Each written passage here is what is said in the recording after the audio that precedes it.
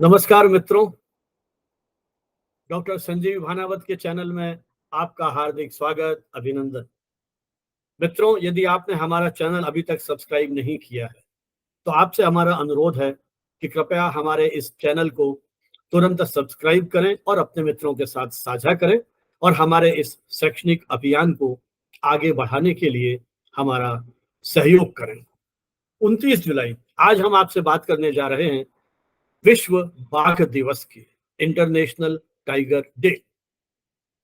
जी हाँ, टाइगर का नाम सुनते ही हम लोगों को एक ऐसा काली पीली धारियों से युक्त एक ऐसे पशु की कल्पना होती है या ऐसे पशु को हम याद करते हैं जिसे बिग कैट या बड़ी बिल्ली भी कहा जाता है और भारत का तो राष्ट्रीय पशु भी है।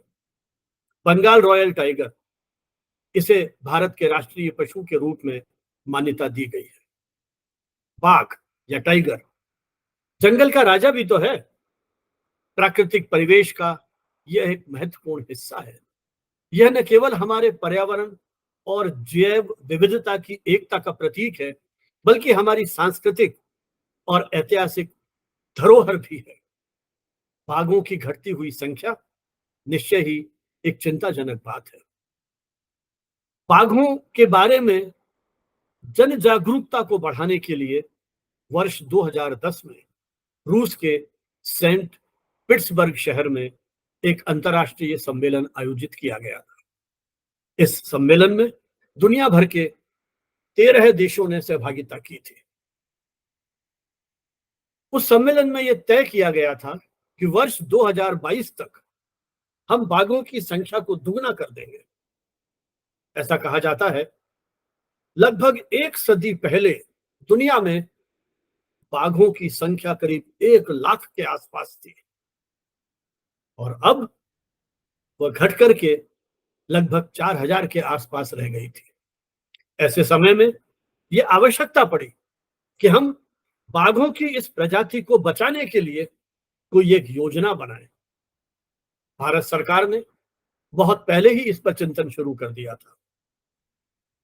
वर्ष 1972 में भारत सरकार ने राष्ट्रीय बाघ संरक्षण प्राधिकरण की स्थापना की, जिसके अंतर्गत देश भर में 53 टाइगर रिजर्व बनाए गए। इस प्राधिकरण ने यह भी तय किया कि प्रत्येक 5 वर्ष में बाघों की संख्या की गणना की जाएगी और ये काम शुरू कर दिया गया है। उपलब्ध आंकड़ों के अनुसार आंध्र प्रदेश का नागार्जुन सागर टाइगर रिजर्व हमारे देश का सबसे बड़ा टाइगर रिजर्व है और सबसे छोटा, जी हाँ, सबसे छोटा टाइगर रिजर्व असम का औरंग है। हमारे देश में ये जो 53 टाइगर रिजर्व्स हैं, इनका एक मूल्यांकन किया गया लगभग 32-33 मानदंड के आधार पर। इनमें 12 टाइगर रिजर्व को उत्कृष्ट या एक्सीलेंट माना गया, वहीं 21 को बहुत अच्छा या वेरी गुड माना गया, 13 अच्छा या गुड की श्रेणी में क्लासिफाई किए गए, तो 5 साधारण या फेयर के रूप में माने गए। वस्तुतः इसके पीछे मूल उद्देश्य था कि हम एक ऐसा बुनियादी ढांचा विकसित कर सके जो जलवायु परिवर्तन से बाघों पर पड़ने वाला प्रभाव और बाघों से जलवायु पर पड़ने वाले प्रभाव का अध्ययन भी कर सके। बाघ खाद्य श्रृंखला के माध्यम से पारिस्थितिकी तंत्र को भी संतुलित बनाए रखने में उनका महत्वपूर्ण योगदान है, लेकिन धनराशि पर्याप्त नहीं मिल पाई, इसलिए चुनौतियां भी बहुत रही। तो कोशिश यही थी कि हम बाघों की प्रजाति को संरक्षित करते हुए इनकी संख्या में वृद्धि करें। केरल का परियार टाइगर रिजर्व सबसे बेहतर माना गया है इन मानदंडों के आधार पर, जबकि मध्य प्रदेश का सतपुड़ा और कर्नाटक का बांदीपुर क्रमशः दूसरे और तीसरे स्थान पर है।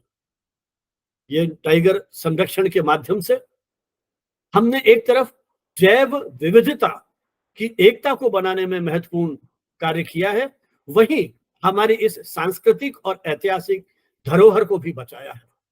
वस्तुतः बाघों की तस्करी होने लगी है बहुत अधिक सीमा तक, और इनका अवैध शिकार भी बाघों की संख्या को कम करने का एक बड़ा कारण। अवैध तस्करी और अवैध शिकार के साथ साथ बाघों के आवासों को जिस तरह से नष्ट किया जा रहा है, लगभग 30% जो आबादी है बाघों की, ये जंगल से बाहर निकलती जा रही है।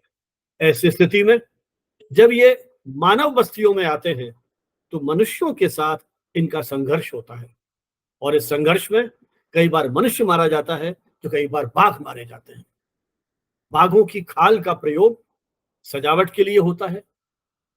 खाल के साथ साथ बाघों के विभिन्न अंगों का भी जो ये तस्करी और शिकार होता है, तो इनकी खाल और अंगों का प्रयोग जहां सजावट के लिए किया जाता है, वहीं आध्यात्मिकता और औषधि के लिए भी उपयोग में लाए जाते हैं।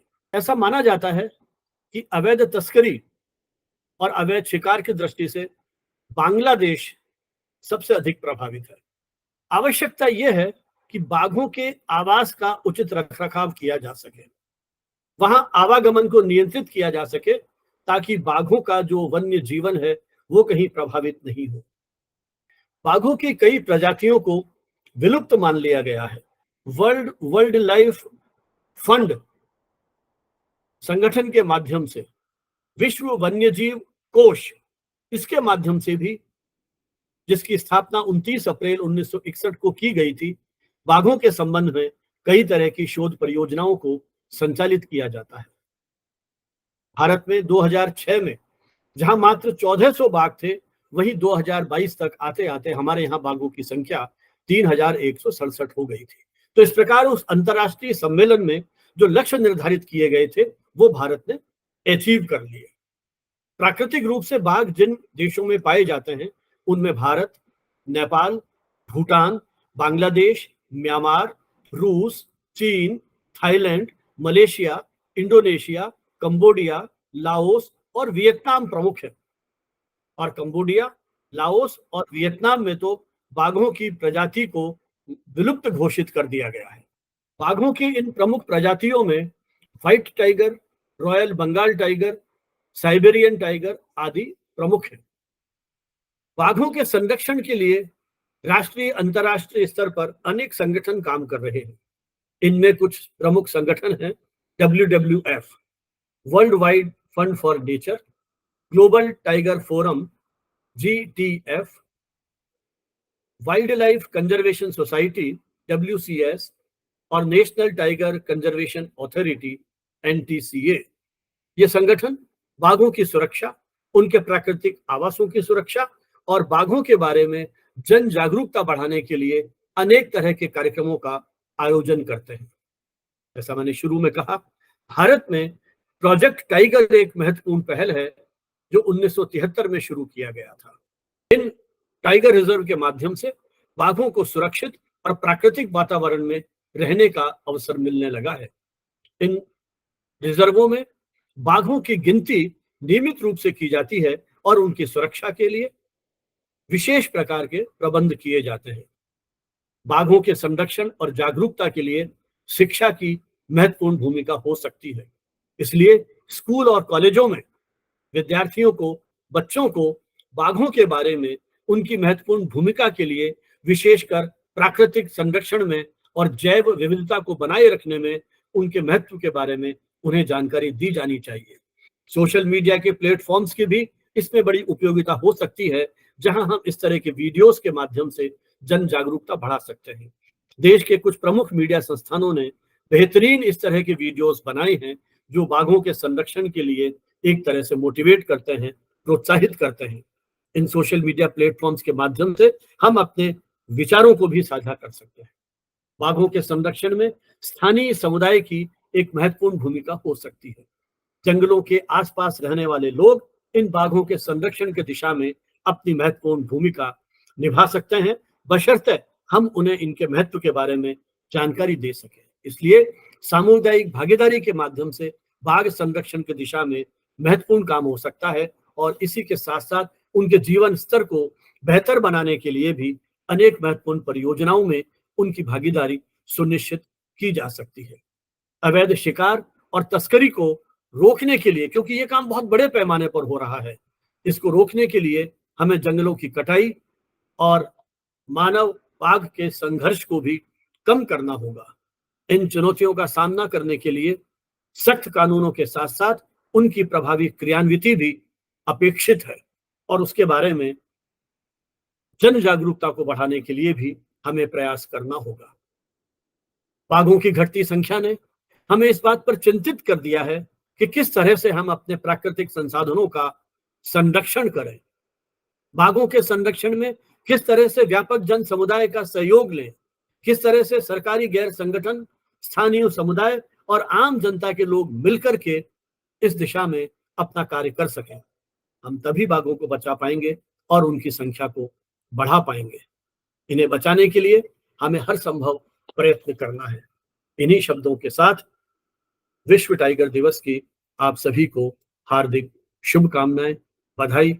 जय हिंद, जय भारत।